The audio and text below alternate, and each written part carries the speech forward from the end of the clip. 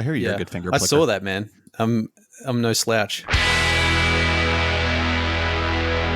Welcome to Game of Nodes, a weekly podcast on the cosmos from independent validator teams. Hi, welcome Hey, to everybody. Oh, no, you go. Podcast. You go. You go, What now? John. Episode 43, you decide to take over the intro. I've done it twice, man. I've done it twice before. I'm proud. I only realized that fucking episode 42 we could have done. There's the fuck got us demonetized first 20 seconds. Awesome. Well done. We should have made a Hitchhiker's reference. Although this is the real 42, isn't it? Because we actually deleted one of the episodes. So today is episode 43, but it's actually 42. Don't tell anybody, but yes, this is actually 42. The ultimate answer is contained therein, I guess. Yes. What is the missing episode? It's like in the 30s, right? 35, I think. I think 35 Let's we just didn't do. RIP 35. At some special occasion, let's just go back and do 35. That's a good idea. Yeah. Yeah, it's That's a good 35. idea. It says F in the chat. We'll keep that one in our pocket. F in the chat for 35. That's right. So what's happening? Well, I mean, we've just been sitting here talking about coming to America, and The movie? I was going to say the Eddie Murphy I movie. love that movie. Null coming to America. Yeah, it was a reference to that, but Null coming to America. What he's going to do, how he's going to write it off on tax, hopefully. So I'm like, how many conferences can I string together?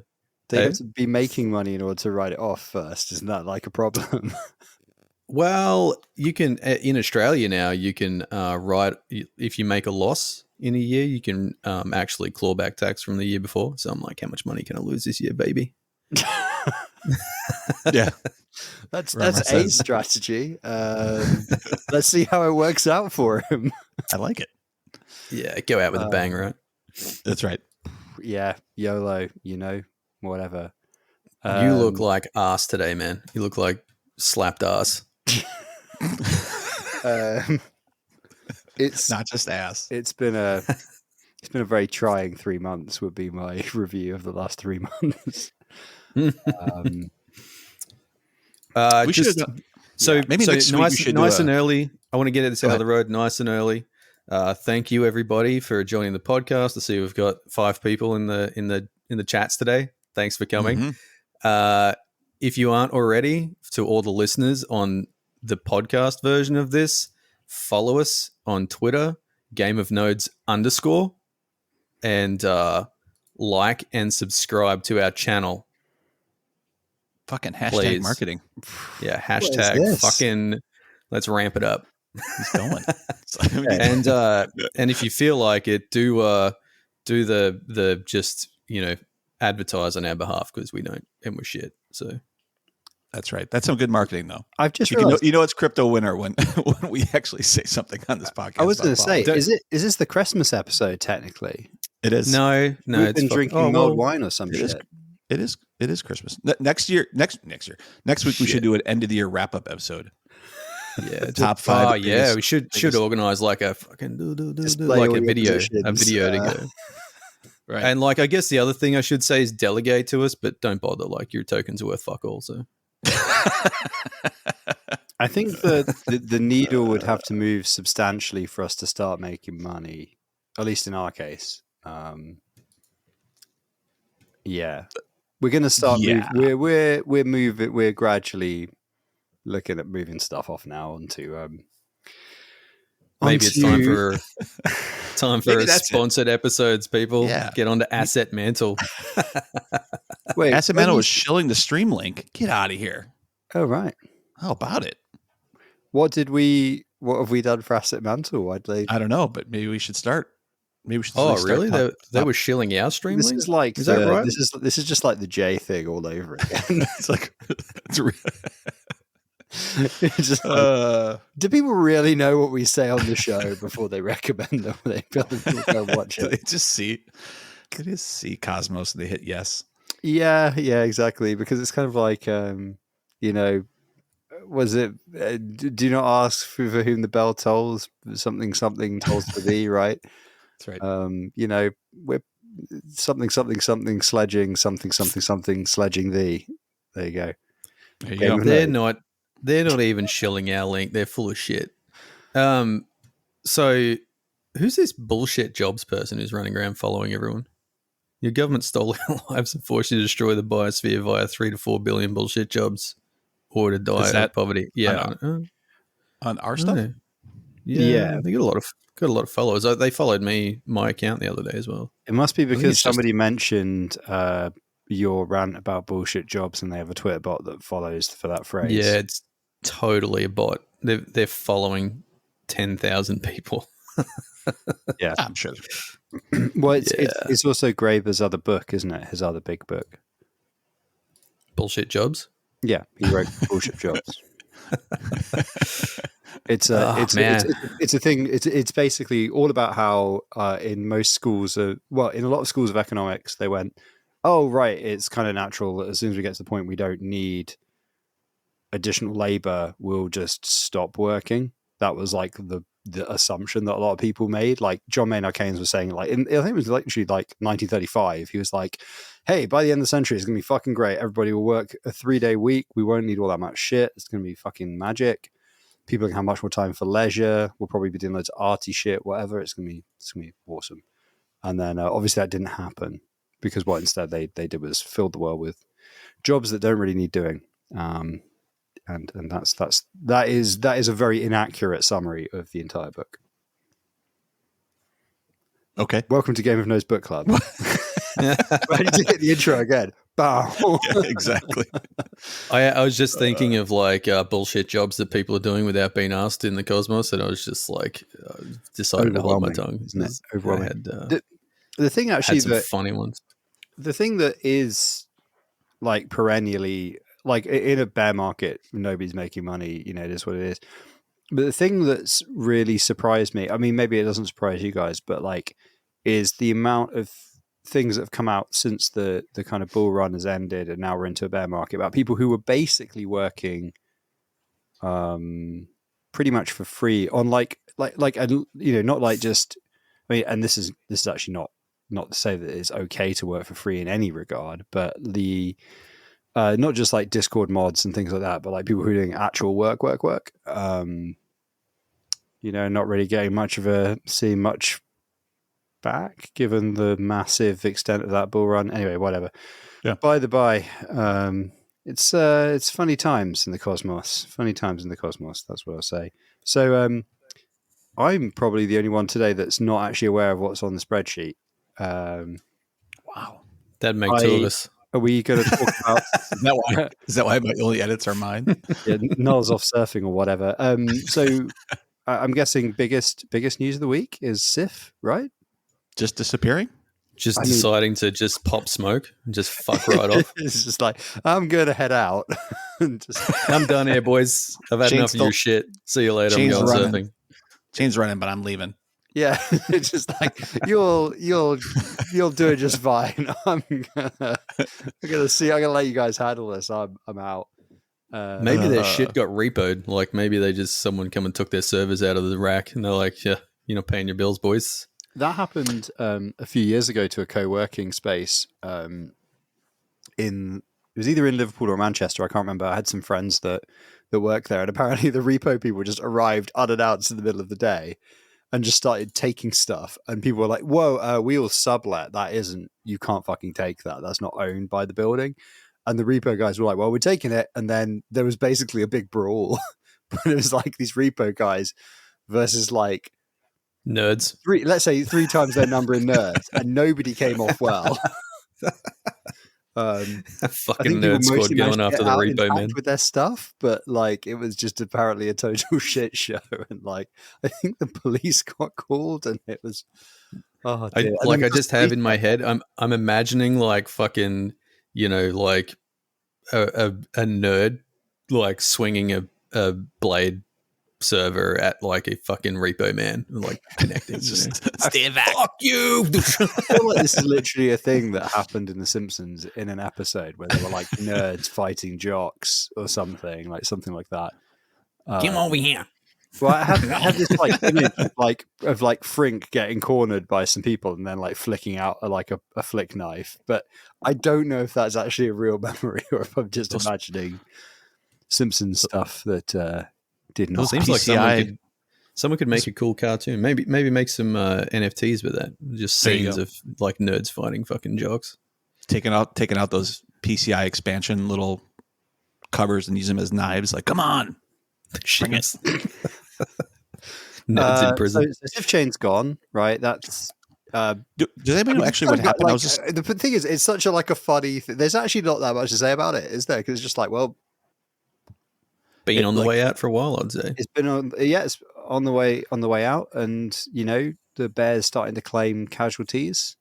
I mean, pretty quick exit though. I mean, it's been on the way out, I guess, for the last few months. But we were talking about it this summer in some positive light. And I know they've had governance issues and all that kind of stuff. But yeah, I forget why we were talking about it in a more positive light over the summer. But had like a massive amount of stake. It was something like that, wasn't it? It could have been, it could have been that, or it was something. I don't remember. I couldn't even tell you what the hell we were talking about. But does anybody actually know what the story is? Like, is anybody from a foundation team or anything else? I heard somebody just watching Twitter today, and somebody said like they stopped paying salaries a few months ago, and blah blah blah. And is there an Alameda connection? Did I hear something like that too? Anybody know? I'd say they just ran out of money. No. Alameda. I don't know. Alameda? Were you saying Alameda last time? I don't know. I said Alameda, and you're like Alameda. That sounds like me, but I wasn't sure. We can go back and check the tape. But I guess the chain is running there, right? There's still blocks being made, as far as I understand. They just shut down the UI piece that is sitting in front. The foundation's gone and all of the other stuff. So, what is does the website still work for like the DEX or no? It's gone. That part's totally gone. Thank God. It's so gone. It's so gone. It looks like it's a Vercel hosted site because I know that. Unfortunately, I know what that looks like.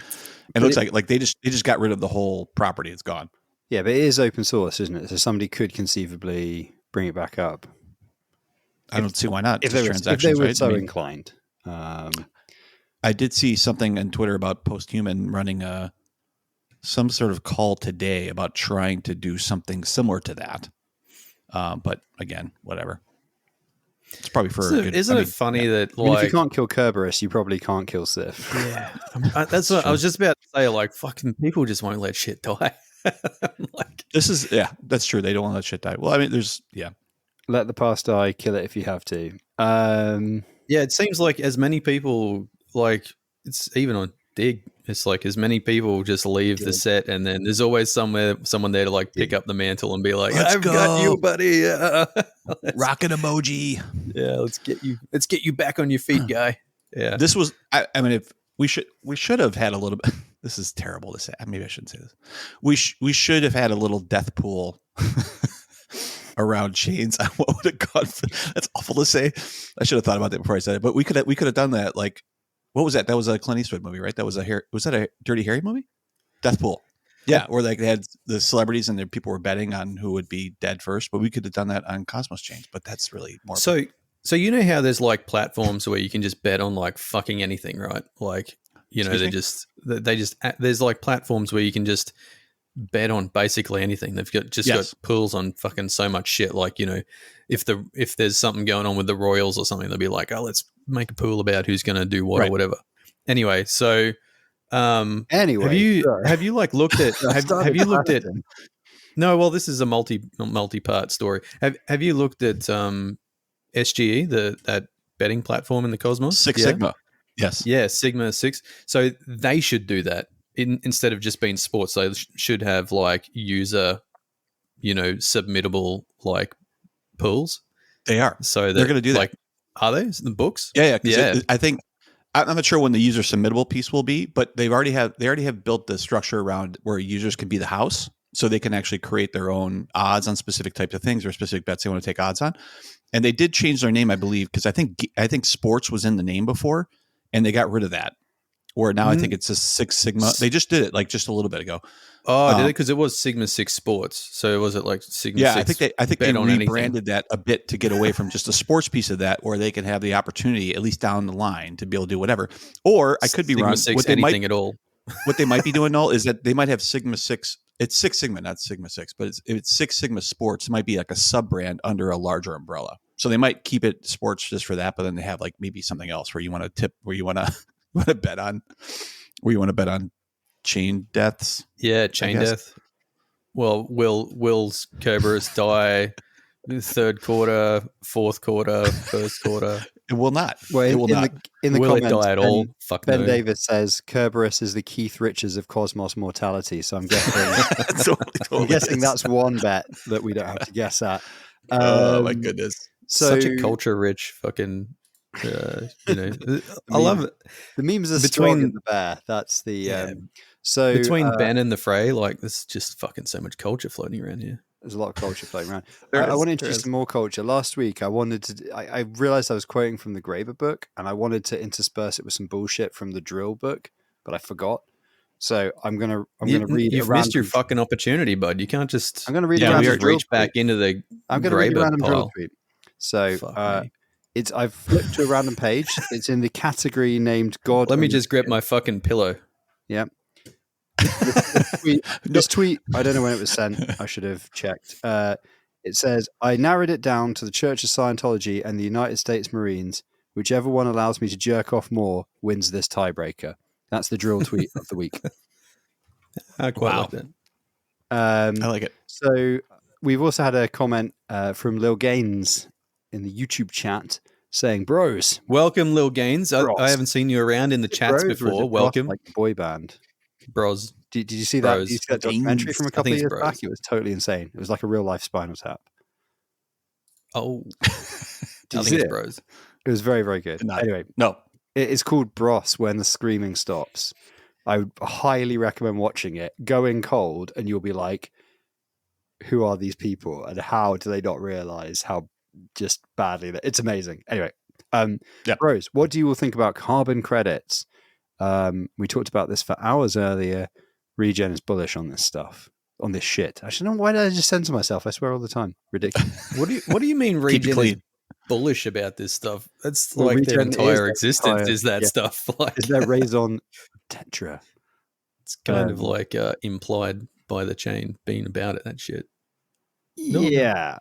Carbon credits, what do we think? I mean, it's heavily in use here in the US. It's used away from in a lot of different industries. I think it has a limited lifespan. So, I guess it's the airdrop of it's the airdrop of renewable energy, meaning like it comes up with a way to be able to try to entice some sort of change in behavior, but it's still basically clearly unknown if that's going to be enough. Right. Look, so I think to discuss the benefit of like the carbon credit shit, you have to like understand where carbon credits come from. And carbon credits are like crypto. They're just made up shit. So my mate has a farm, right? A lot of my mates have farms. And basically like one of these carbon credit people were like trying to recruit his farm. And they come out and they like do an assessment on the farm and they're like, oh, your carbon in the ground or whatever is fucking this, right? And then they're like, we can contract you. We think you can produce this amount of carbon, and you have to like contract the amount of carbon that you can produce in a year, right? And then I don't know why fucking the-frey is like laughing so much, but then like this is so weird. Like if your property doesn't produce that amount of carbon, and this is just these people coming around with their test tubes, you don't know what the fuck they're doing. But if you contract to a certain amount of carbon and then your property doesn't produce that amount of carbon, you have to like buy the carbon of some other prick to give it for your contract. So it's really weird. And of course, like then, you can get back in Australia, like a few years ago, they had a thing where you could like get carbon credits for like changing your fucking light bulbs to LEDs and then like sell them to the carbon credits people. Yeah, sure. Yep. It's it's a whole heap of weird shit. It's unreal, isn't it? Yeah, I suppose. Is that the reference you're up? I was wondering why you're just losing your shit over there. I'm like, I'm talking about carbon credits. Usurpers, it's the airdrop of environmentalism. It is. It just exactly what it is. It tickled me a little bit. Yeah. I was like, is it a scam? Was it? They don't have great regulation. Yeah. So we're getting real questions in this episode. I really like it. So the other thing is carbon credits are really, really, really specifically like a stopgap thing as well. There's the whole thing of like how credible they are. A lot are not credible. There's also the thing of like what they actually are doing, because obviously a lot of people do carbon offsetting. Well, there's carbon offsetting is obviously different than carbon credits, but like carbon offsetting and all that kind of stuff. A lot of these kind of, we can still continue doing what we were doing, but just throw some money at the problem solutions. A lot of them tend to have some hidden drawback that doesn't address the underlying problem, would be what I have gathered, not being an expert in the field, but knowing people who do work in, like, actually know a lot more about that space. And they uniformly seem to say, be very careful. I will also say that there's obviously been some investigative journalism on the subject of greenwashing in crypto and green crypto, and the conclusions from that stuff were not particularly flattering for the industry as a whole. I'm incredibly... You can't save the planet by getting rich. There you go. There's the soundbite, right? If you're making money off trying to save the planet, it's probably not saving the planet. You probably have to be making things worse. That's just because you can't, in life, you don't really have your cake and eat it, right? You can continue the circle jerk. You can fucking buy some feel good credits and like burn them. Yeah, that sounds familiar. It's just a fucking circle jerk. And I'm also like really like, I was very down on these carbon neutral fucking things for the chains as well, because half the chains have like people who are spread around the world and then fly to a bunch of places, and a lot of that stuff. 2023. Some of that stuff is now being like calculated into that offset, but initially, like, some of it wasn't, and the methodology again, like. And it's also just like, it's just guesswork and fucking. Yeah, if you're a general purpose smart contract chain like Juno is, like, is it the core team? Is it the validator set? Is it projects that are kept going by Juno grants or dev grants or whatever? Because all of those projects arguably are generating carbon they wouldn't if they weren't working in some way related to Juno, and Juno is where the money is coming from. So that should be a part of, if you were a shop, right? Your Null's fucking, what do you buy, Null? Beer. You're an off license, right? You're an off license owner, Null. You've got your beer, you've got your Castlemaine 4X or whatever it is. I don't know what's a beer that's commonly drunk in your bit of Australia. I'll tell you what's not drunk. Fucking Foster's. Well, I mean, I guess that, but. Crownies. Man, Crowns are shit. I know that, but that's good. Yeah, no, you're right. Like 4X Gold's a mid strength. A lot of fucking people drink it. I don't know why. Okay, but so 4X. So you've got your 4X, right? And you a lot. If you're a credible offset for a mid-sized organization, like one bigger than. This is why the off license is instantly a bad choice. I don't know why I use this analogy because it's so small, but let's say you have a chain of off licenses. There you go. Okay. Now we're back in the business. You would look at your supply chain and you would be offsetting the stuff that is required in your business as usual, right? To be credible. Yeah. And you'd be encouraging your suppliers to do the same. Like, it's all part of that same process, because, like, fundamentally, if we just offset to where we are right now, we're still fucked, because we actually need to go negative, and we need to go negative by a pretty massive amount. This is why we're all fucked in the grander scheme of things, because we're clearly not doing that. Nobody's doing that. Governments aren't doing it. Businesses aren't doing it. So it's all kind of wanking, isn't it? Really, I kind of think it's all a massive fucking waste of time, and don't bother. That's my honest brutal. I just fucking.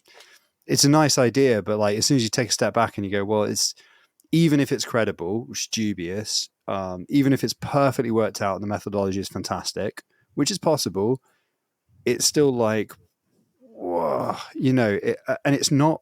And the carbon credits is just such a tiny part of it. Like you're better off degenning to the maximum, like on fucking seal clubbing coin, right? Like you get yield when seals die. SCC. Give me that coin. Give me that coin. Get me rich, lads. Then spend all your money lobbying the government to put in meaningful restrictions on, say, I don't know. You basically like the majority of flights are taken by a very small number of people. It's all those management consultants who work for like fucking McKinsey or whoever, right? Lobby the government to give people a budget for airline travel, like for personal business, right? Most people take like 1 to 3 flights a year, max, right? Most people would not be affected if you gave people a budget of air miles. They would be like, oh, right, well, I go on holiday once a year and I go see my mates and I'm kind of cool. And all those fucking management consultants that fly across the world when they could just get on Zoom, done. Right, so that's what you should do. You should club seals and then stop management consultants from flying, and that would do much more for the environment. That's my or just make them pay more, right? Like I've had 20 years, 120,000 plus miles on airlines. Like there's no reason that, and all that's business based. And is there a reason for those every one of those trips? Absolutely not. So what? So like the more you fly, the more you pay. Like. Yeah. I can see there'd been a pretty good market for fucking fake IDs. Fake IDs. Yeah, right. And going back to this idea, isn't the whole idea originally of the Cosmos in 100% reverse of this? Like having a million chains of 1,100,000 validator sets and blah blah blah. Like I understand DPO. Like we understand obviously proof of stake versus proof of work, but the idea of having a million chains that are all independent, that all have separate validator sets, that means there's 100 servers that are running, obviously, you know, for each one of those chains, blah, blah, blah, blah, blah. Nobody was worried about it then. So I'm assuming ICS and mesh can help with that, but still, like even away from that, then everything should be a freaking contract on one chain. Like if you really want to be serious, like, so it's a tough yardstick to then be like, oh, what are we doing about carbon credits in the Cosmos? Well, the whole thing is built around the opposite. Look, man, at a million fucking chains, I would say that I love that stat. That's always makes me at a million. I would say even at that point, the amount of carbon being produced by the Cosmos would still be fucking negligible. Like those servers are running anyway. Like, you know, assess your own operation, do the calculation, find out how much carbon you're using. Go outside, plant 40 trees, and shoot the rest in cows. If you stop them farting, use AWS because they are in Europe 100% renewable. Last time I checked. So, yeah, I mean OVH is like green friendly as well. So fuck your AWS, shove it up your ass. I mean, don't use AWS in a bear market; you'll go broke. If you're not already. We're at the going broke stage. So anyway, like getting off carbon credits, that was a great conversation on fucking carbon credits. But anyway, so I don't know how this wasn't like first up on the list. And before I go to it, the-frey, I've put a lot of fucking effort into making my audio better today, and I haven't had one backpat. Yeah. Your audio is very good. You've met the standard of the rest of us. Congratulations. Cookie, because you finally joined the I rest want a of the fucking class. cookie and a hand job and a glass of milk. Anyway, that's a Chris Rock thing, right? The cookie thing. So Tardigrade's NFTs raises the point that, hey guys, what's your take on all the name services being launched in Cosmos, and why would they affect Juno Dens? DNS. Yep. Yeah. But also then immediately backed up with that, it says from Barnacle Rodeo. Barnacle Rodeo. I like that name. Name Service Thunderdome. Certainly seems like that on Twitter right now. A lot of shit talking. Don shilling the shit out of Stars stuff. Imagine that. Well, yeah. I mean, it makes sense, doesn't it? Like the if Stargaze can capture that market, it makes a lot more sense within the context of their roadmap, right, where they want to go. And if Osmo capture that market, it makes Stargaze's life pretty difficult, and Osmo get minor utility for all their DeFi shit. So you can kind of see why they would be like fucking slinging shit like crazy. But plus the whole Kepler integration piece, is it a fair fight though? Like, I don't know, like only one of those two has a giant freaking banner in my Kepler wallet out of nowhere. Yeah, but I think, people. So the DID spec, which is mad. I think Sporthy's in the chat. Sporthy knows very well about the DID spec, and it kind of assumes that there are going to be multiple identity providers. Like, people will have multiple identities; they will be related in a number of ways, and different identity services will use them in different ways. But it just standardizes a format for what that document should look like. I think the interesting thing that's happened with the name services is they all seem to have standardized around NFTs in some way or another, which is interesting and makes total fucking sense. Like, that was the thing, I guess, in terms of being launched first, that DENS did first.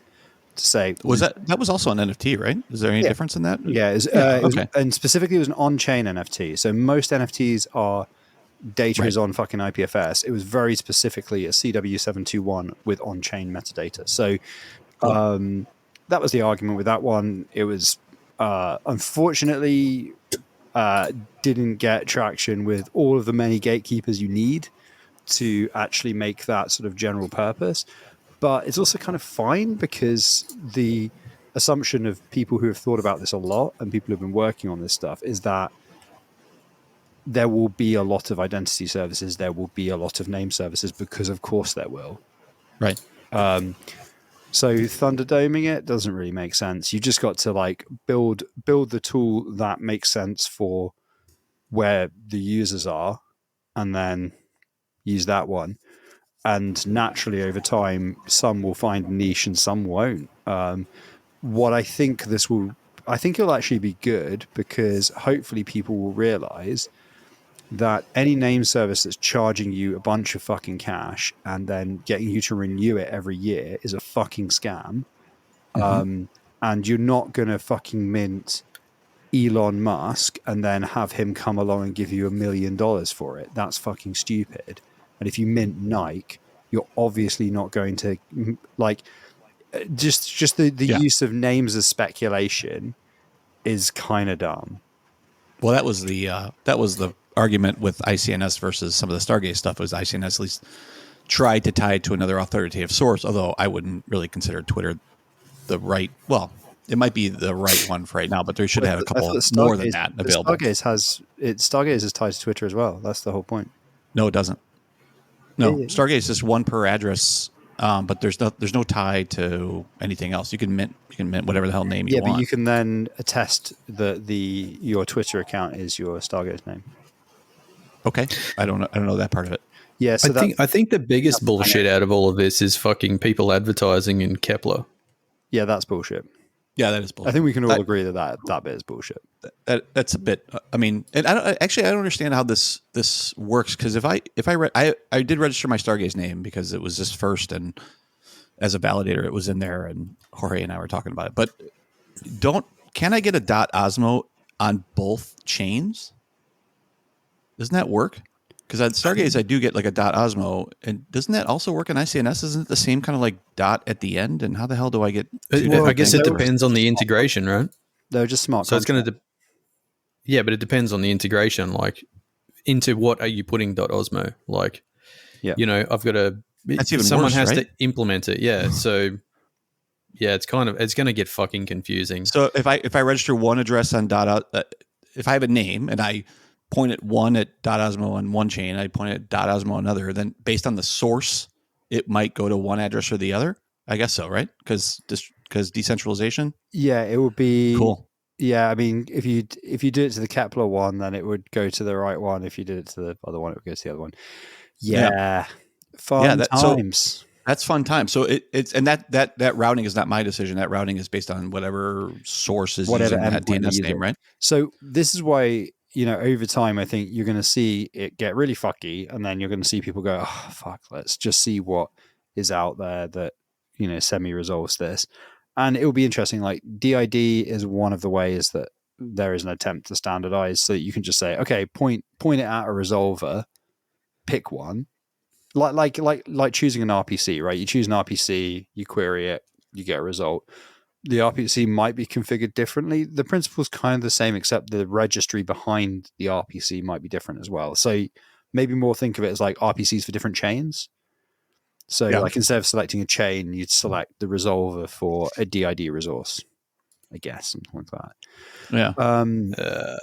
So what if that means then a source that might use that? So if I'm trying to register, or if a source is looking at that DNS name, I'm guessing they might have primary and secondary. So if I'm not registered in ICNS, but I am on Stargaze, then that might not work. It's like the other thing with DID is the other thing with DID is, although pretty much every field is optional, for it to even be vaguely useful, you need to provide a co-located public key.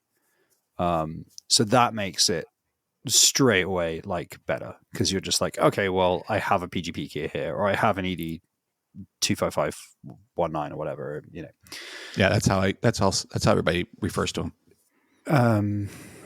That's how everybody refers to them. Yeah, I know. My mom's 25519. Whatever happened to star names? They're still around. Just nobody. I have one of those too somewhere. I think it's like Desmo. I guess it's a matter of what services use it. Like that was the whole vision of that, right? Yeah. Well, it just never followed through, I guess. If you implement it as a smart contract, you can iterate way fucking quicker. But also, like, you kind of need like interchain, IBC functions to be able to use it from a ICQ and everything from a native chain. Yeah. Like, we're really only getting to the point now where you can actually use a name cross chain from a contract, but just in time for the bear market and everything to fall apart. But why the fuck couldn't everyone just like come up with a standard and just use it? Like, well, the W3C did. That's what DIDs are. So yeah, but then not everyone was on board, and fucking other people are just trying to rug other. But I don't even says, like. Turns out wallets really matter. I mean, honestly, yeah. As much as I'm not crazy about this ICNS thing, I don't really like the Twitter integration, and honestly, I'm not really crazy about broadcasting out the relationship between those two to specific wallets. But that is true. Where now they have the advertising spot, right?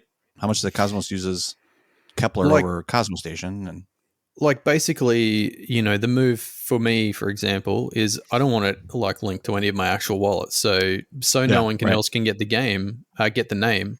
Like, I'm just going to buy it and link it to a burner wallet. Yeah. And then never use it. Like, yeah. Like, we have our Stargaze validator link, but that, which is fine. That's only a Stargaze validator wallet. But the other ones, like ICNS, like to Twitter, I don't know what we have validator wallets, we have personal wallets, we have core wallets. Like, I don't know. Seems kind of.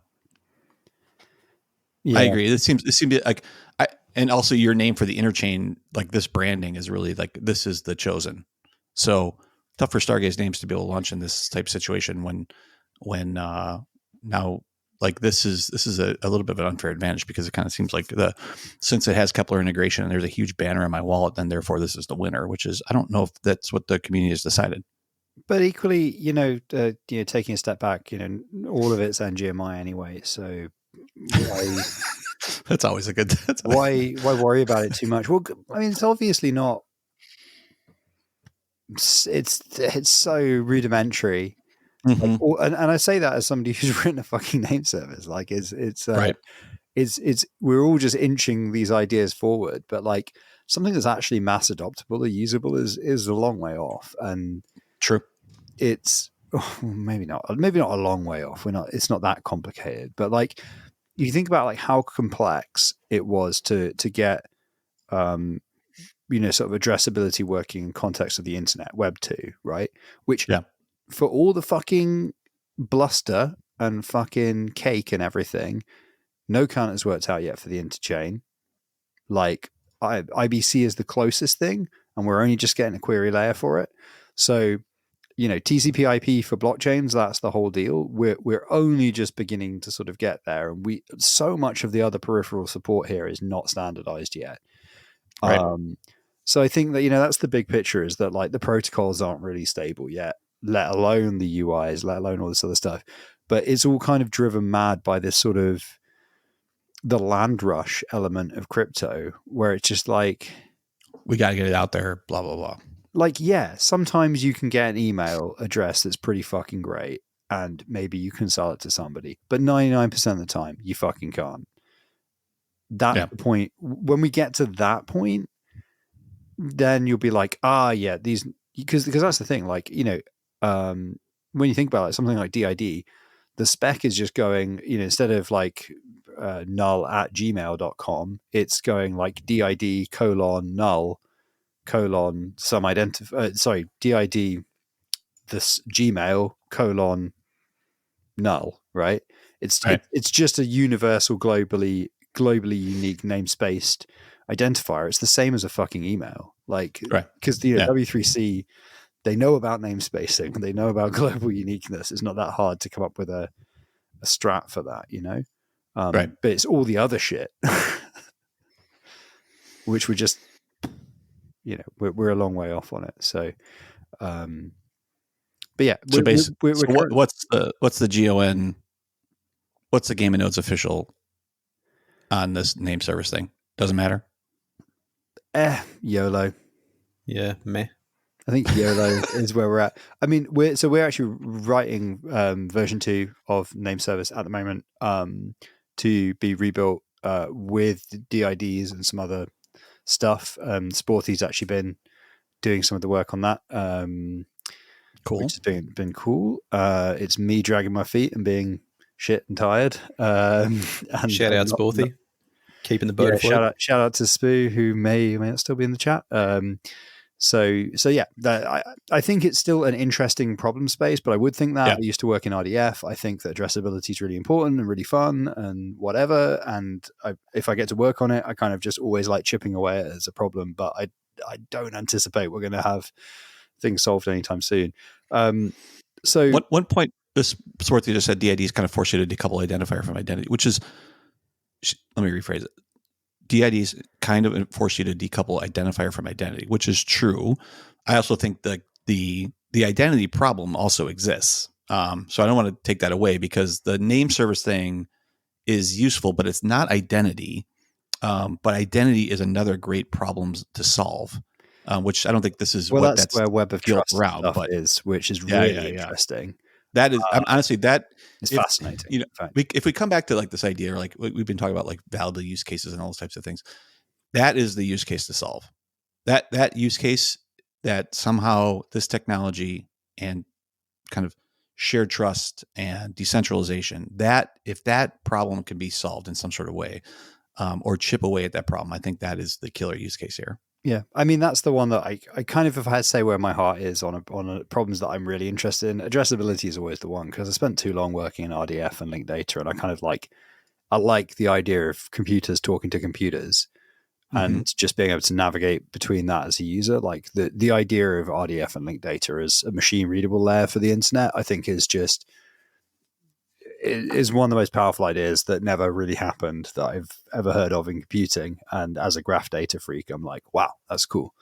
I think there's a lot of room for remodeling the interchain around a graph or network model and thinking in that way, but we don't have a query layer yet, and we don't have a protocol that's stable for doing that yet. And I don't think the Cosmos SDK in its current form is going to make it. So the question is what we're going to build on for the next version of these protocols. I would hitch my cart to something like CW SDK at the moment, but it's obviously very crazy early days, so I don't know. Yeah, don't know. is the answer. But it is. But like Sporty said, the separation is important because then you can do things like progressive privacy because you can create any number of names from any number of wallets, and you can do the attestations for the DID and say, oh, it's this public key, this whatever, and you can. They're functionally separate things. They're separate smart contracts. But having the two work in concert, where one is trusting the other to say, I am this document, that's where you can, as a user, sort of say, well, yeah, okay, I am actually going to reveal this is my DID. You could even do it with, like, I would assume you can do it with a zero knowledge proof where you can actually say, you know, this is my DID, and then only reveal. Actually, you don't need zero knowledge proof for that at all. It's just a handshake, isn't it? You could basically reveal your DID only in certain situations or whatever. There's probably some really cool stuff that I haven't even thought of around that, but yeah. We've had like quite a few questions in the chat, so I'm gonna like pull some out. I'm also aware that having now looked at the one from way back, way back is this one is Soy T Studio. Who would win in a fight, Highlander or Don Kryptonium? Highlander. Yeah, man. Fucking. Well, what kind of fight? Like, what kind of fight, Soy? I don't know. Don's pretty ripped. What do you mean? But then like Highlander rides bikes too. Yeah. Maybe I'm not giving him credit enough. Oh, well, yeah, he's like doing pull-ups and push-ups every day. So. Yeah, he can kick. Yeah, like a fist fight or like a intellectual battle or like what kind of fight we're talking? Anyway, so going way back, and this has nothing to do with what you were just talking about. Okay, good, perfect. But it is relevant to like, you know, stuff we should be talking about on today's show. Unless the comments related to the subject that we were just talking about, I can go back to this. Well, should we just finish going through a few comments? Do your comments. Yeah, please. Rama said Benspoke or Balter as beer brands. Oh, so it wasn't related to what you were talking about. Various other people said Highlander. The consensus in the chat seems to be Highlander on that last one. I guess this is from the conversation earlier. Sporty said, is the Frey preaching effective altruism? I am not Sam Bankman-Fried. Effective altruism is almost certainly a smokescreen for massive criminality in almost every case. But I do know somebody who literally is an academic economist and does research into whether or not effective altruism works. And they work with some very, very rich people. And they were like, oh, I once met a guy that worked in crypto, and it turned out it was Sam Bankman-Fried. They told me this at a wedding in the summer, and I was like, who's Sam Bankman-Fried? And they were like, it's that really big FTX guy, the effective altruism guy. I was like, yeah, to be honest, I don't really read crypto news. And the next time I heard his name was when he was going to jail. So Lil Gaines said, Gaines says hunger names, love it. I like it. And also says, Don proposed we rug the validator set and run 20 max nodes on each chain. FUD? ? That's not FUD. That's a brilliant idea. It is. Does Don expect to be one of those 20? Or? I think he does. I think pretty sure. Hey, pretty sure you only bring that up. Is Hal using Juno DNS for usernames? Sort of is the answer. That's a bit... there's a whole bunch of things going on with Hal launch that are largely boring admin, and the fact that if we launched it now, it would be totally fucked because everything's fucked, which is unfortunate. But yeah, there will be more on that soon. Hopefully, we're doing some stuff behind the scenes. Anyone heard of Lava Protocol? Yes, actually. Mm-hmm. They're the RPC guys, right? Are we running nodes for them? I feel like have we had some contact with them? We have. Yeah, I think they are running. I saw some stuff related to Juno the other day, but I feel like we've talked about Lava on the show before, and that maybe. I thought Lava's been running for ages. Yeah, because they're outside the cosmos, aren't they? But they were doing stuff coming in, right? Yeah, are they Tendermint? Yeah, I think they are. Like Lava's been going like a year, right? At least. I don't think so. I think it's one of the first. I thought. I don't think so. Could be wrong. Maybe I thought I have it with I was waiting for. I have it in my waiting for testnet type structure, but who knows? That could be ridiculously outdated. I don't see a validator group within that Discord. I remember having this conversation before. 4,300 people on their Discord. So fair enough. I think it's early. Yeah, so that might not be live yet. Ben says names without privacy are pointless. Yeah, basically true. Schultzy has been blackmailed for name service names several times or extorted. Sorry about that, Schultzy. Hopefully joining us in a bit, right? Because I think he's... Sporthy said something interesting, which is validated DIDs where there are verification methods check if validators run relays, RPC nodes, etc. That's how we make validator ranking lists with what I think is a troll face type emoji at the end there. Just stop trying to rank validators. Like that fucking bro and bro thing is so far off base. It's not funny. Like it makes no sense. So you want to talk about the bro and bro thing? I can feel it. So. No, I want to talk about something else, but you just keep fucking going on with these comments. What are you going to read every fucking comment? Well, if they're good comments, yeah. Anyway, otherwise, otherwise we're just waiting for your bro and bro rant, which apparently we have now arrived at. So that's where we are in the spreadsheet. No, man, it's not a rant. So anyway, no, the other thing that's going on this week that is mildly significant is Ben Davis brought it up, the raw wind drama. So I don't know if you've seen this, the-frey. It seems like something you wouldn't come across, but RawDAO has a I'm proposal. aware that there is a Twitter space occurring at the same time Game of Nodes is on. And yeah, I was going to go drop the Game of Nodes link in there and just try and rug their fucking people, but anyway, so basically there is WinDAO or in conjunction with RawDAO, I guess, have put together a proposal in RawDAO to migrate liquidity without having to for people to come and like liquidate their liquidity and kill all the prices of everything and then migrate it over to WinDAO. So they're proposing like a direct migration of all the raw pairs to make them equivalent wind pairs, and also to stop raw incentives and to airdrop raw stakers. So I guess it's just a way of trying to like get the best value for all of those people who are providing liquidity and have been for a long time. Because, I mean, once everyone unbonds that stuff and dumps it, all the raw goes to zero. I mean, if everyone unbonds anyway, there's not going to be liquidity pools to sell against. So, yeah, I mean, any thoughts on the migration, or don't care? Or I think drama is a strong word. It seems like a solid plan to try and... Yeah, it seems like a solid plan to me. I mean... make the best of a bad situation, The wind tokens have no value at the moment, and it's mostly airdrop anyway, so why not just, cancel out all of the raw tokens and create new wind tokens in the new platform and then go from there? Like, it makes perfect sense to me.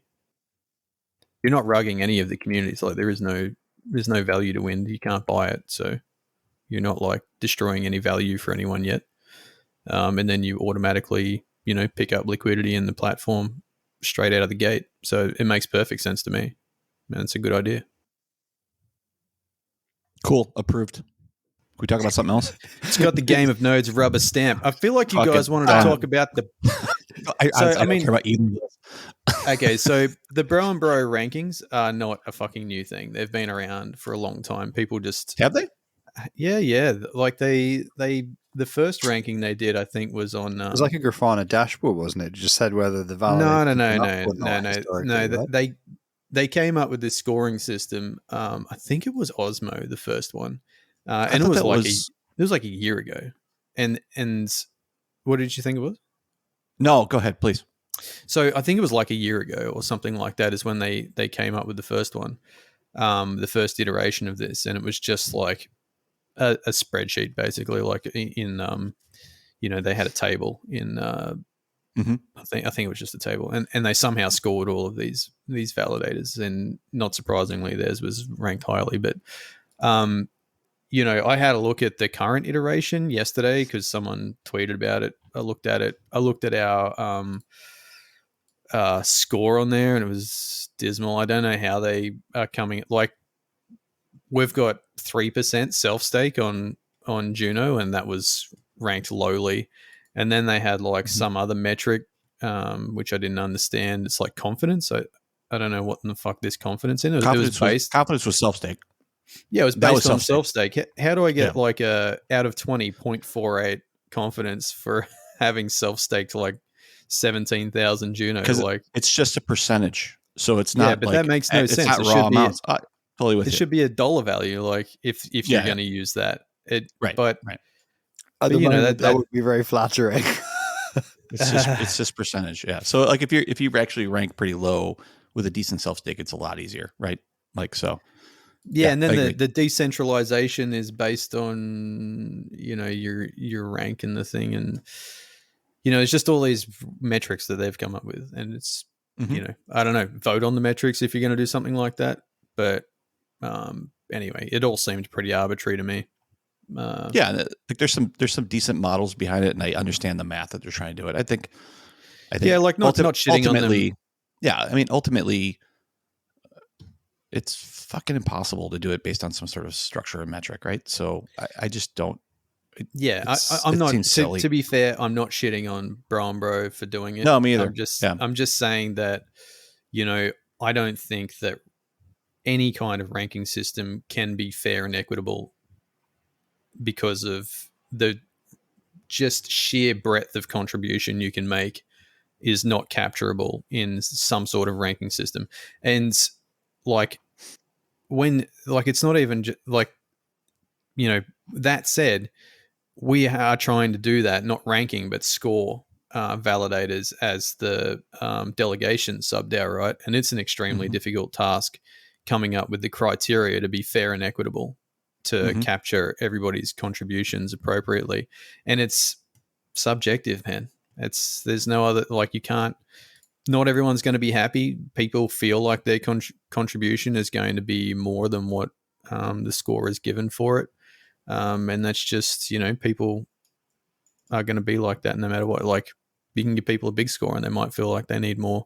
And then, because everyone looks out for number one, I guess, but just trying to be fair across such a broad range of contribution is a pretty difficult task. And to score it equitably is a very difficult task. So I don't think you can pick it up with 3 or 4 metrics on a ranking system, and I don't think any ranking system will work.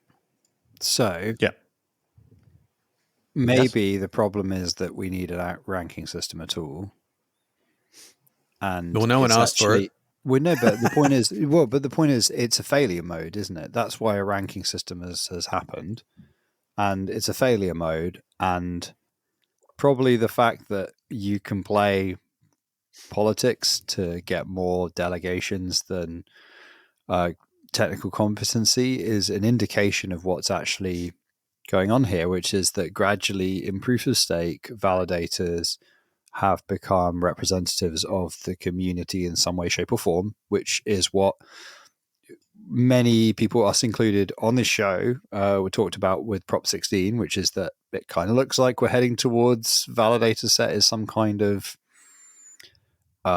elected, pseudo-elected, mob-elected, financially elected, I don't know, like some sort of thing, because a lot, especially from the people on the show as well, I think we all have at least one chain when we have a significant foundation delegation, which is effectively being put into a position of voting power by an unelected group of founders.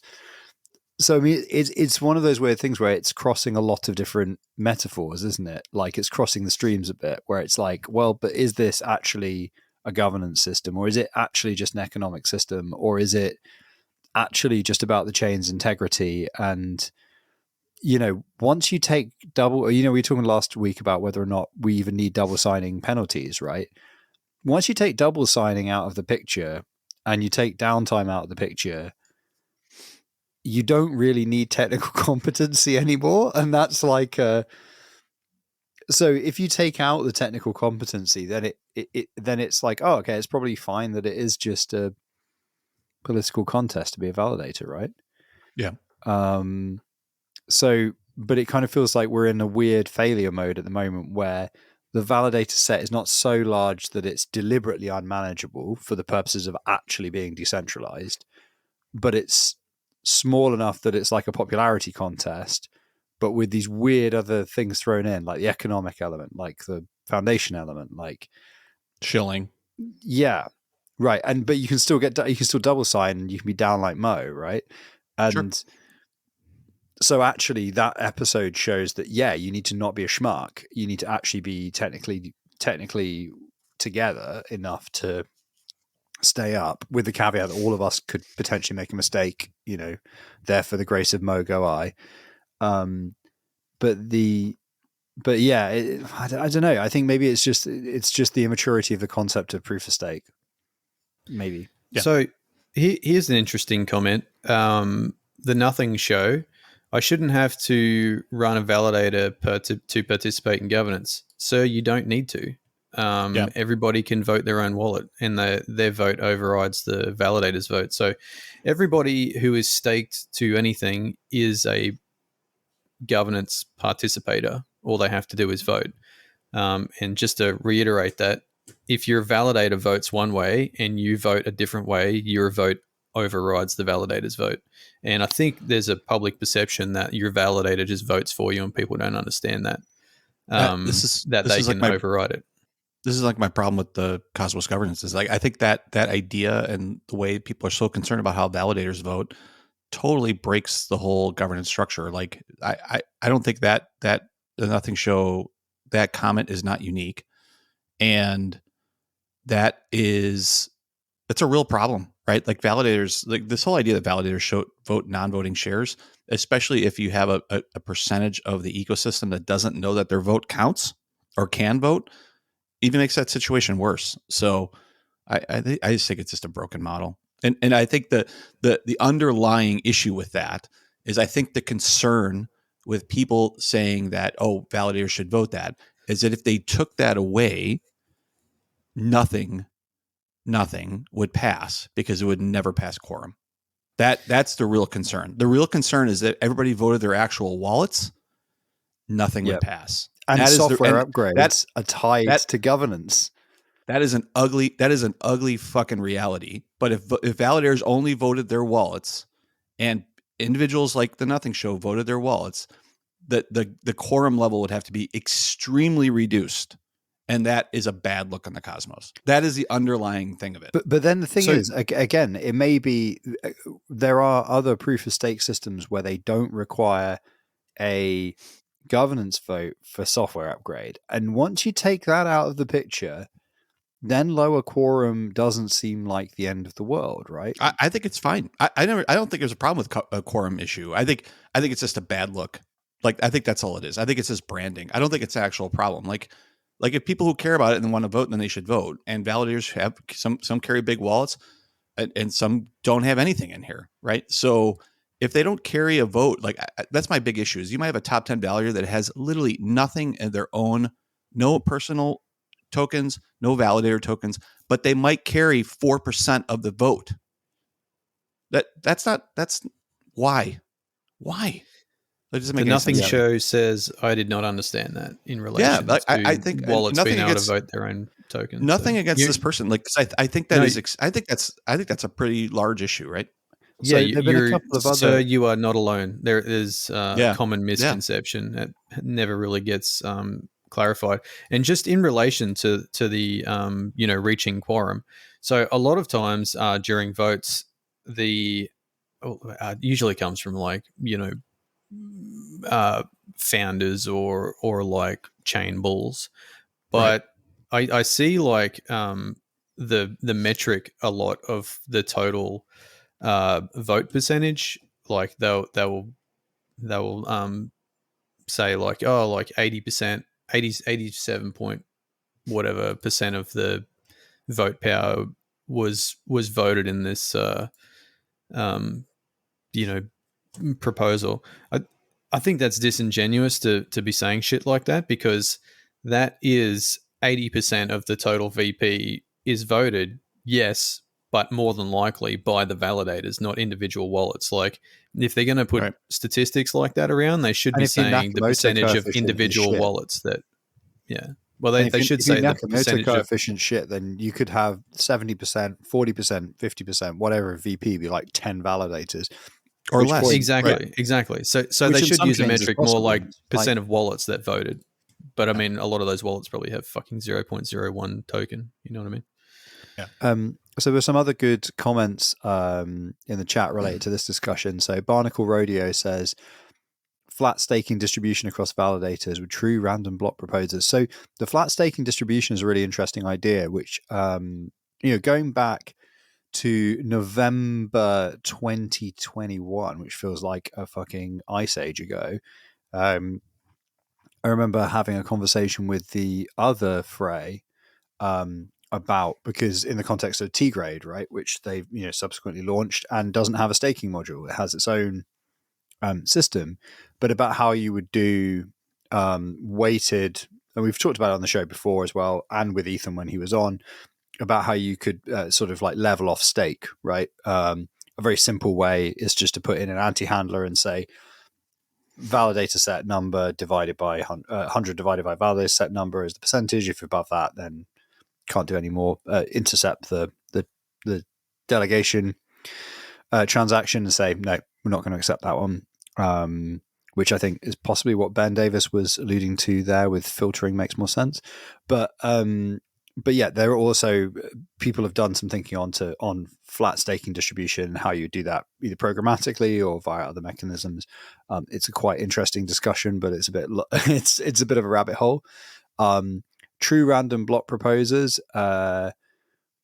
isn't the Tendermint proposer random?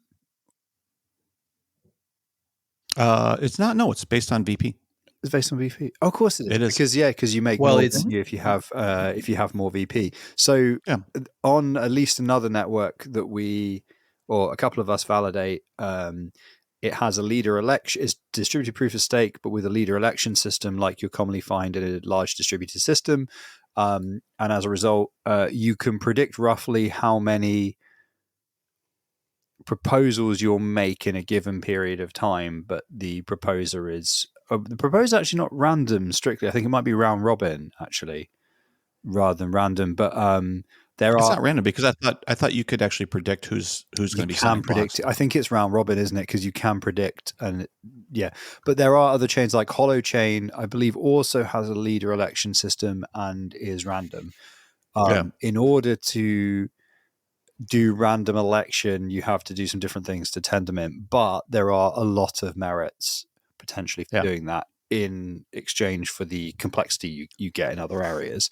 And I personally am a fan of introducing more randomness at that side of things, like a larger val set with random election of leader. Why are you saying there's advantage to having random elections of leader? Because have 10% of VP, I don't give a fuck. You still make the same. Yeah, because you would still make the same. I mean, from a commission reward perspective, it doesn't matter. Yeah, right. But in terms of like blocks minted, it does from a VP perspective, but it doesn't matter how many blocks you sign. Yeah. So, but like, what's wrong with one validator proposing more blocks? Just because that's like fucking centralization. Like, there's literally obviously, like the way random, like everyone has to agree. It doesn't matter who proposes the distribution isn't even in randomness. I am aware of how randomness works as well. Like, are you? The Drunkard's Walk is a very good book on randomness if you want to. Very, very interesting book. There's a great anecdote in it about how this guy who's like a professor corrected like the teenage child's maths report on this particular problem, and then their maths teacher was like, "That's wrong. That's not how randomness works." And then they had to go along on parents' evening and be like, "I'm a researcher in randomness." So it's unintuitive, but you're fine. And they're like, "I've got a maths degree." And they're like, I know, but you probably haven't studied randomness in this particular sub context. And it was something like that. Anyways, it was a funny story. So somebody else said, Barnacle Radio again said no abstain votes. Yeah, I'm not sure about. I don't know if that helps. I don't know if it helps the valid. I mean, No so when a validator abstain. votes abstain, it's their VP just comes out of the voting pool, right? Yeah. So we voted abstain on the most recent prop on Juno because I just don't really think it needed a prop, to be honest. And I think our delegators should vote if they have a feeling on it, but I don't really give a shit about. Is that the Bitcoin one? Yeah. I was just like, so it's already like implemented, right? It's just advertising. Yeah. So it kind of felt like it's permissionless, right? You know? Yeah. Right. And I was just like, okay, fucking abstain. Like, it's not quite a spam prop because they built something and fair game to them. I'm just like, why are you asking me? Like, delegates can vote on that one. Yeah. Like the funny thing is if people say they don't want it, then what are they going to like remove it? Or? Yeah. Like if it votes no, what happens? They're not going to like back it out, right? Oh, I saw that. So in the chat, Usurper had asked, planning 2023 guest, Henry from Penumbra. We talked to Henry and he was supposed to be on, and then we screwed up the days. We should try again. We've not been able to sort it again. And he's pretty busy. We're pretty bad at organizing. He's pretty busy, and we're pretty. That wasn't on us, actually. I don't think. Well, the funny thing is that we're just like steadfast on our time slot, and a lot of people say, "Oh, can we do it now?" And we're like, "Nah, fuck you." We're like, well, this is the only hour. This is the only hour we're all awake. So yeah, it's like what is it? Code Hands is like, can we do it this time? Can we do it this time? Can we do it this time? Nope. We can do any time as long as it's 2100 UTC on Wednesday. That's how it works. Yeah. That's how the game works. Yeah. Like my parents would be like, "Oh, we need your help. Your grandmother's dying. You need to go to the hospital." I'm like, "When do you need to take her to the hospital?" And they're like, 2100 UTC on Wednesday. I'm like, she ain't gonna make it. She ain't gonna make it. Look, I haven't missed a single podcast, and my life is fucking chaos. And that's funny. Why I'm like always from a different location. It's like, we had Sonny. I was shit.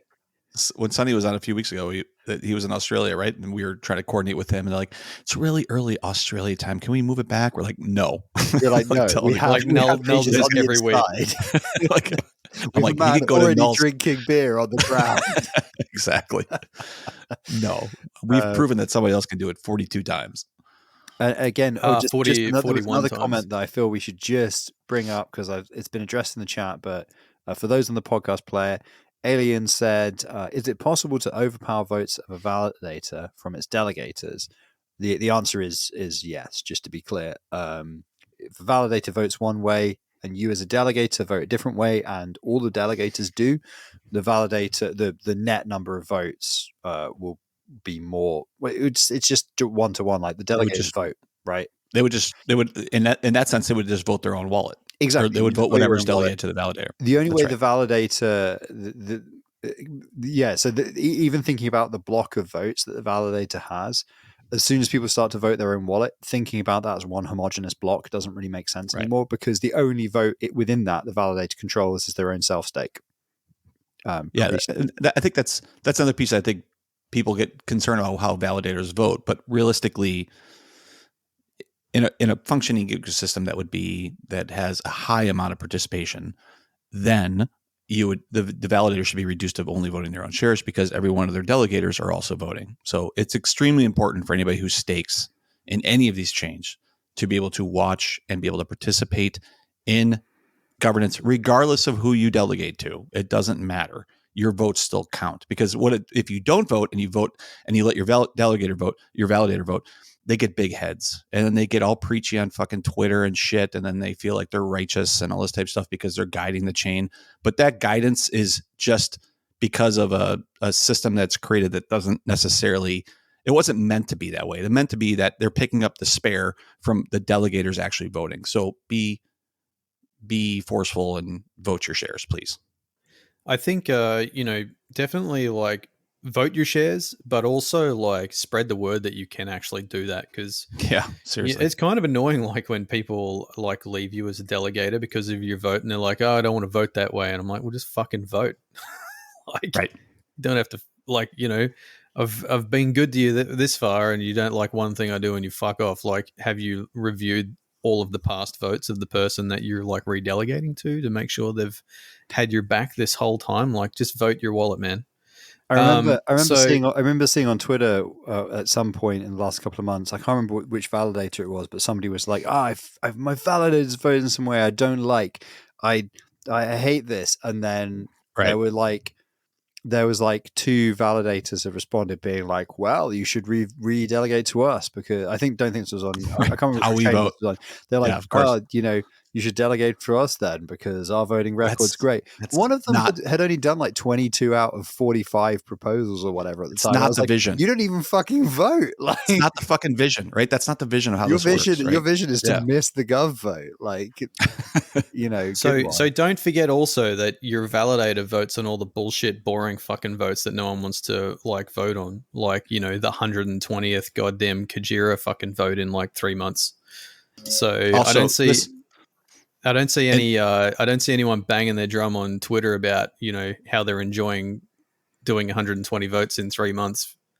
Yeah. The other thing that's really annoying is the metric is not what you vote.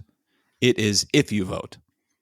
That is who gives a shit. Like, that is the least important piece out of that. It's how you vote on these proposals and your viewpoint on it, if you're going to go that route. But like, even on this bro and bro thing, like, yeah, sure, there's both sides of the arguments on it, but they're just checking. If you check the box, literally, you could script that, right? Like, it's not impossible to be able to do that. So the idea that just because we're 100% voting on some way, like that, it's just a bad governance system. It just doesn't work. So Cause Less Harm says you don't get these viewership numbers by having a podcast at different times. No, sir, you do not. That is fucking awesome. I mean, that is super awesome. If we were to push our time slot forward, like make me get up at fucking 3 a.m. once a week, then I'm almost positive that we could pick up at least an extra 2 viewers. But that made me laugh. Actually, we've been going pretty hard the last couple of weeks. Our usual live stream viewership is 4, 5, sometimes 6. The last 2 weeks, we've been doing like 8 or 9, 10 plus fucking hell viewers. Almost making this worthwhile. It's been a long time since that number in the corner was like 2.5K, isn't it? That was yep. We are getting some viewership. Like we were once, like when we had the Chads on here, we were like up in the hundos, right? Like back when we first started. Were we? We had when we did the bumper like resuscitate the chain stream. I think we had 2.5K at one point. It's pretty. My word, sir. Something like that. Maybe we got to do more streaming of shell. Shell. Yeah. What we need is the funny thing is you can like barely read it, and people are like, just put the percentage on the screen. We've had quite a few more comments as well on that, which is Code Hands, more of the original Frey. Josh from Kepler, Zaki. That's a really good. Zaki's Josh good from Kepler's a good example. Yep. So is Zaki. Mm-hmm. Some of them you've had before, but good people are still good. That's a positive comment. We like that. Yes. Fun story about Josh. I once, the first in-person Cosmos thing I went to, I went up to the bar and I stood next to Josh and I got a drink because it's free drinks. Hey. And then I was there and I looked around and I couldn't see anybody that I knew. And I was like, oh, where have they gone? Okay. Oh, well, I should probably talk to some of these guys next to me. And so I was like to Josh Lee, like, hey, who are you? Well, what do you work on? And they were like, hi, I'm Josh. I'm Osmosis and Kepler. And I was like, those are cool. I've used those. What do you do there? And he's like, I'm like the, and I was just like, I know what you do there. You run so the you run fucking it. show. That's what so you run it. is. It's just like, I really should do my research. This goes to show, like, so now if you ever watch an interview on Game of Nodes and I actually can address questions to a person, you know I've done my research, because in real life I am unscripted and a complete moron. We've also, Cause Less Harm said Ekez and Noah from Dowd. We could almost certainly get those guys on. They're good. Zeke? Yeah. Is there a project called Ammonia? No, that's what you get at the end of the harbor process. But Schultzy said Anoma. Yes, you're in that, aren't you, Schultzy? You're doing Anoma, Namada. I should. I haven't spun it up yet. So yes and no. Groove Namada, is that what it's called? No, Namada is something else. Namada is the testnet name for Anima. Okay, fair enough. Gotcha. Very, very exciting. Ben Davis says just halt a chain and the live stream reviving it. That's a good idea. Live stream the reviving of it. We could just, to be fair, we could just launch a blockchain on Game of Nodes. It would be pretty straightforward. At this point, done so many testnet launches, we could probably make Please a don't. We won't be Nodes. able to fucking kill it. We'll be trying to like bury the thing and be like, fuck, I got your back. You can't kill Game of Nodes chain. Hey, look, people who've seen episode 1, which was back in like February or something, they will know that at the time I was going hard that we should launch a meme chain called Doge and Wasm. So, and that's why the logo for Game of Nodes is the Doge with the dickhead sunglasses. Not completely off the table. So, hey, look, if we'd launched Doge and Wasm back in March, we'd be millionaires. I mean, like the surprising thing is that Chihuahua was like, "Oh my god, I've never heard such a good idea in my life." So Chihuahua were watching. They were like, genius. Yeah, but Dojewasm would be T-wasm, right? Doge and Wasm? Dojewasm would be T-wasm. Well, back in March, it would have been X-wasm, wouldn't it? Huh? Huh? Huh? Yeah. No. Well, I'm saying now. I'm saying like now. Oh, now if we did Doge and Wasm, you would have to next level it now. Yeah, I guess so. But before we go, because we're almost done, right? Well, I was going to ask there was one more question that came up in the chat earlier, Go which ahead. I was going to go back to, which was, I think Soy Studio said, the reason that they asked the question about who would win on Highlander versus Don Kryptonium was they'd witnessed Null's performance earlier in the week on a Twitter Spaces. I've made like a terrible life decision to like drop into Twitter Spaces occasionally, and it seems that when I drop into them, people notice that I dropped into them and then immediately start shitting on me. So the other day I was being shat on, and so they invited me up to speak, and I was just like, providing some clarity of points so that people could make their own decision whether I was a bad guy or not. And then some stuff came up about Highlander that was untrue as well. So I just sort of defended his honor a little bit. Yeah. Well, I mean, they were yelling at me about him. So I just said, well, it's not entirely Why would correct. They pissed off at Highlander? From what I mean, Highlanders are pretty... they were calling Highlander a white labeler, but he isn't. So who gives a shit? I mean, Don's a white labeler. What are you talking about? Who was complaining about the white labeling? I mean, do you really want to get into this? No. Actually, don't give a fuck. You know what, I totally don't give a fuck. Yeah, I don't really want to just like shit on people. So Don runs a node through somebody else. I don't understand what the fucking argument is. He all right, white anyway, labels, okay. doesn't he? So He does white label, yeah. All right. No, Don has a partnership. Oh, is that the difference? Is it a partnership? It's how you label it. So I all guess the way down, baby. So a definition that I've seen, sort of indicating as to whether or not you're running a white label. If people run teams, right? So, if one of them's an influencer and another one runs the fucking nodes, then that's technically a team. I think it becomes like the gray area, maybe gray node, when one of the team is also running other nodes, then you're not a team. You're white labeling and you're splitting revenue. Who has the mnemonic?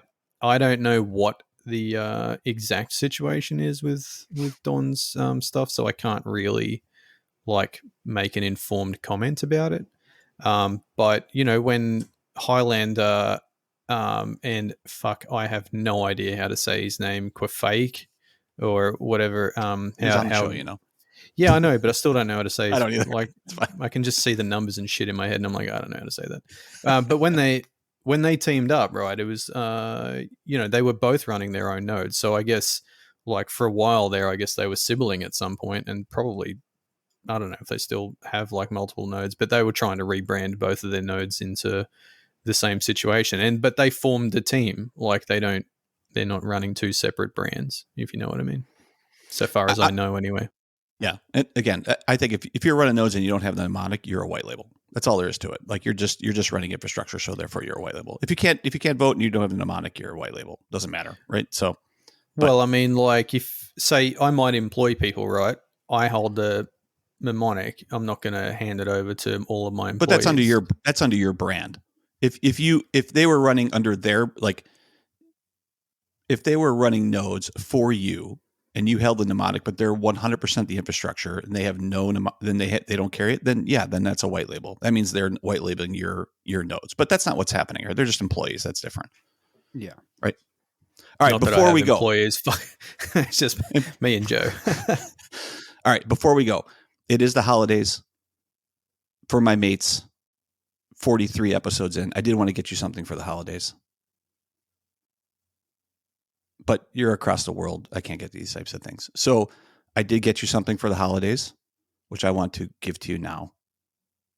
You're all on mute, which is not a good sign. Can you unmute? Like, what the hell? Why are you make me do this by myself? Hey, man. Thanks. There we go. All right. You're welcome.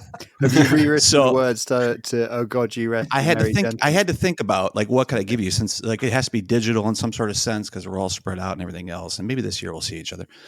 So I was first surprised that bigballsblockchain.com was not registered.